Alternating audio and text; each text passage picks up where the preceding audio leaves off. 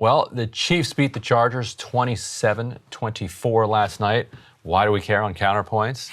It was on Amazon Prime. That's right. Bizarre. It was on Amazon Prime, and Jeff Bezos was sitting next to Roger Goodell watching the game. And the cutaway shots were, I mean, just really beautiful images of. You should have watched it in a helicopter, like hovering over the field. Is it like a jetpack? He can just follow the ball. Kick a field goal and it goes right into the blades. Right, yeah, just see what happens. But no, this is a really big deal, actually, because over the summer, streaming viewership had surpassed cable TV viewership for the first time. Amazon paid $1 billion.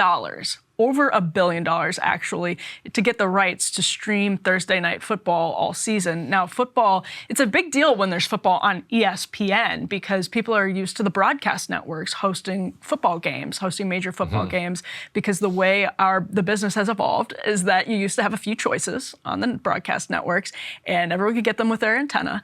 Then cable comes along, and there's some things that people have to pay to access. So if people have to watch something on ESPN, they have to pay for a cable package in order to watch it. Streaming comes along, and so you can still get those broadcast networks with the antenna. You can pay for cable, as most people do, but then you almost certainly will be supplementing it, if not completely replacing it, with streaming. Now, as streaming viewership is surpassing cable viewership, Amazon is making an investment in football, which is shockingly the basically last thread of American monoculture that's left, because it is the most popular fare on television, period. So Amazon getting into the game, no pun intended here, is pretty brilliant on their end. But it does mean that people now need to get Prime in order to stream football games. It feels illegal. It ought to be illegal or unconstitutional or something. Well, I've never asked if you have a football team, actually. I don't think I've ever. Eagles. Oh, really? Eagles, yeah. Oh, okay. Because I was born in Allentown, Pennsylvania, and I was there till I was 10, and that's when you really form your. Yeah. By then, you've pretty much formed your attachments to your team. I think I was around 10 during the infamous 4th and 26. You're going to remember that one, yeah. Yeah, the Eagles remember the 4th and 26. Brutal. Yeah, brutal. I'm obviously a Packer fan, but go on YouTube and check out 4th and 26. Don't do it. Type in Eagles Packers. I don't want to get any tweets about 4th and 26. But this is it's obviously a smart investment. It's probably going to be for Amazon. The Athletic, though, I think makes a good point. We have that tear sheet. They're saying it'll produce paltry viewership. I think that's absolutely true. But we don't know, right? They're hiding We don't have numbers. the numbers right now. Yeah, and it's also really, really difficult, A, to get those numbers, and B, to trust what they do put out. So Netflix started putting out numbers recently, and Nielsen has ways of tracking viewership by listening to what people are streaming and watching. So it's just really hard to get numbers in the streaming era, and then comparing them is sort of apples and oranges when you're trying to compare them to cable and broadcast network viewership, which we've typically relied on Nielsen for. So it's difficult. But what I think is clear is that Amazon getting into this game early is smart, because neither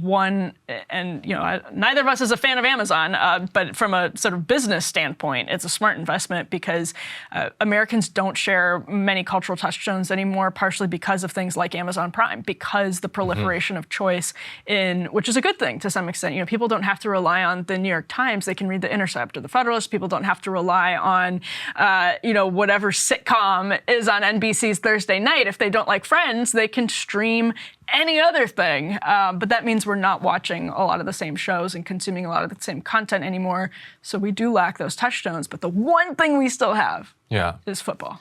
And depriving the public of it is just feels so wrong. I remember if a Phillies game was ever not on like the regular TV and it was on cable, which we didn't have, which was rare, but it was usually available. But if it wasn't, it felt like a violation of human rights.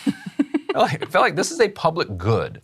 This is the Philadelphia Philly, like Philadelphia, like that's a city, that's us, like that's the people, like this is everybody roots for them, and only some people can watch them. That just felt viscerally wrong. And now I don't need to see the Chiefs.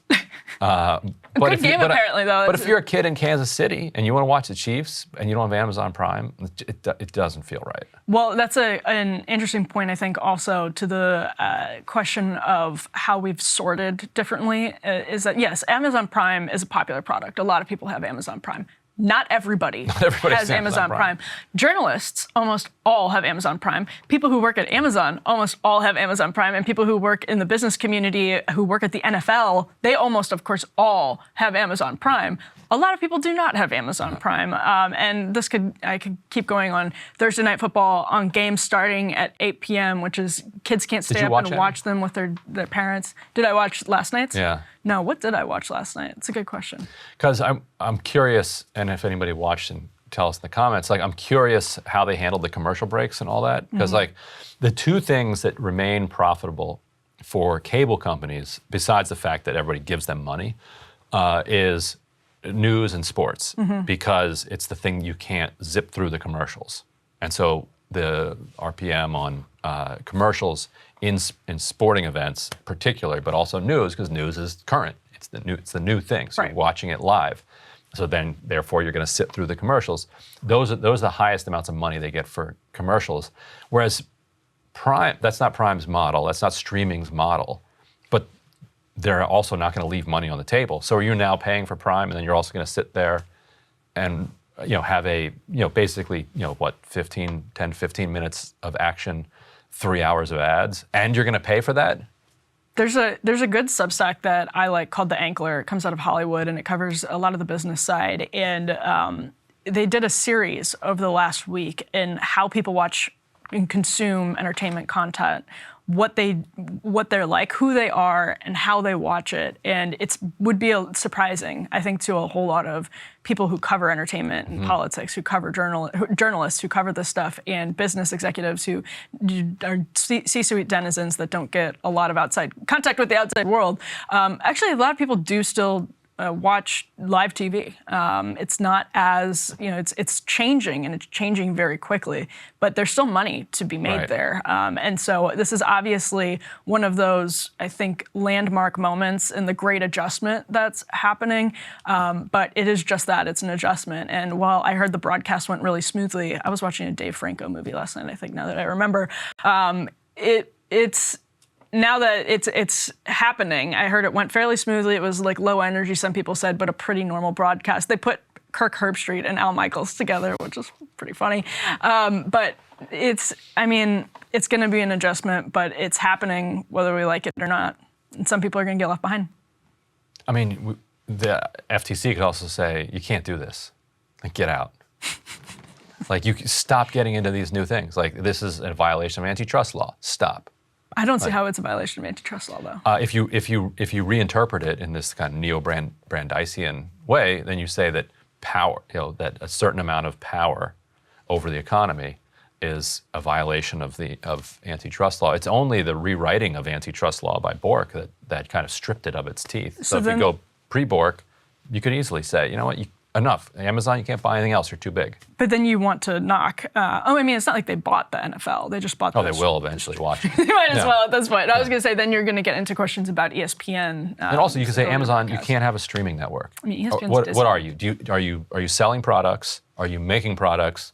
Are you a movie studio? Are you a streaming network? You can't be all these things. Yeah. You could, as a public, decide that you want different companies to run different things, rather than one company running all things. No, these questions are extremely worthwhile because, and Matt Stoller makes this point very well, when you have the consolidation of all of these different industries in the hands of very small people, obviously it makes less efficient products. It makes it's bad for consumers in majority of cases, but it also means that our public speech and the boundaries of public expression are in the hands of a very small, our culture is now in the hands of a very small group of people because they've become the gatekeepers to everything. Fewer people are gatekeeping through these big corporations. So if you have a speech problem with Twitter and Facebook, well, Hunter Biden laptop story breaks, and Twitter and Facebook are these companies that are going to be acting the same kinds of people who have gone through Silicon Valley and the same schools, Stanford, whatever else.